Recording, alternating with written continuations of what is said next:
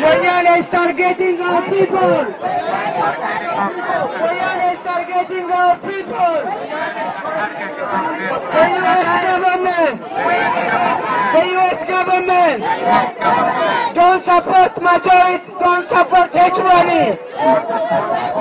Don't support hegemony. Don't support hegemony. We need freedom. We need peace. We need democracy.